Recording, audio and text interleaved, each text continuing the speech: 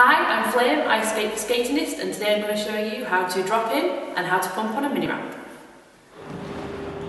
Let's start with getting in and out of the ramp before you come to drop in. So I'm going to show you here is how to put your hand on the decking and bring your legs over and round the top of the deck and down onto the transition of the ramp, just to kind of lower yourself in. And from there you can get into the bottom of the ramp, because some ramps don't have access to the bottom sides to get in and skate. And then when you want to come to get out, the similar kind of way but backwards, so kind of gain your speed to get onto the coping, put your hand on the coping, bring your legs up, pull your knees up, bring your legs up onto the deck. You can bring your legs across and pull yourself up and out of the ramp. So I'm going to talk about pumping on a mini ramp. So I'm going to start off showing you a little clip from a standstill. So standing at the bottom of the ramp, how you're going to get your momentum and your speed up to roll up and backwards on the ramp.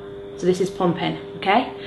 If you're standing at the bottom, looking in the direction that you're travelling in, so looking forward, propel yourself forward, get comfortable going up one side of the ramp in front of you, and as you start to lose your height and momentum on the front side of that transition, you're going to drop your body weight and look back behind you, check that it's clear and that you know where the end of the ramp is before the next transition. So you're going to roll backwards. As you gain height at the other side, it's going to do the opposite. So as you start to lose the height at the back side of the ramp, the transition there, you're going to lower your body weight, rolling forwards, using your thigh muscles and your hamstrings to drop your body weight and cruise to the bottom of the ramp, and then gaining that momentum will push you up the other side of the ramp. I like to go for a scissored stance, so I've got 1 foot forward, 1 foot back. You can have either foot forward or backward, it doesn't really matter. But go for a scissored stance, that's going to get you a nice solid grounding on your wheels. So you should be able to gain height quite quickly using both sides of the ramp and using your legs and your bum to climb higher.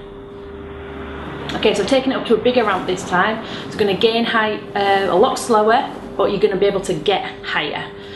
And I'm going to show you here, I'm going to do some little 180s. So when you get up high enough on the ramp, you feel comfortable, turn your head, follow it through with your shoulders and your hips, and then your feet will follow. So you do a little pop, landing your feet nice and square straight on in front of you. Again, in a scissored stance I like to go for, but see how you have a play around, see what you feel like, and you can cruise back down to the bottom of the ramp and up the other side of the ramp. And I've got a little clip here, a little extra one here for running a running start. If you're kind of okay pumping and you've got confident with your stance and your style and everything, you can run on your toe stops to start off with. I'd sometimes do that just to get height quickly.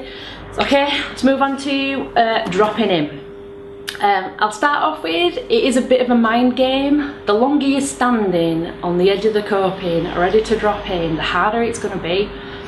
Have a look at where you want to place your feet first. There's a couple of different examples here to show you. I like to put my toe stops down, and I have one toe stop on the deck and I step over with my other foot. That's my preferred way of doing it, and I know a lot of people like to step, like toe stop step, and then 1 foot on the coping, roll in. Or some people roll in from the side, loads of different variations. Whichever foot you feel comfortable first, it's totally up to you. So have a think about how you might want to lead that drop in. My advice is to get to the coping, look where you want to be, don't look down at the floor, don't squat. You want to lean your chest forward and just go for it.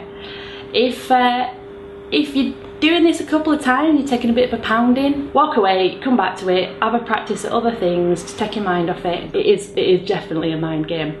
And I would suggest practicing on lower first to feel comfortable, and then just kind of get higher and higher as you get more comfortable with that. Okay, so today we've covered climbing into the mini ramp to get you going. We've discussed pumping in the mini ramp and dropping in. Best thing about all this is there's no like right or wrong, there's no guaranteed way that you're gonna kind of progress.